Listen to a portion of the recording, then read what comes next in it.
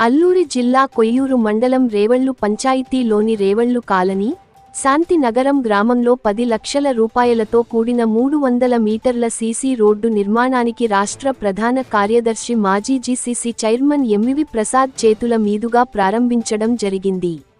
అలాగే గ్రామ యువతకు వాలీబాల్ కిట్లు కూడా అందించడం జరిగింది.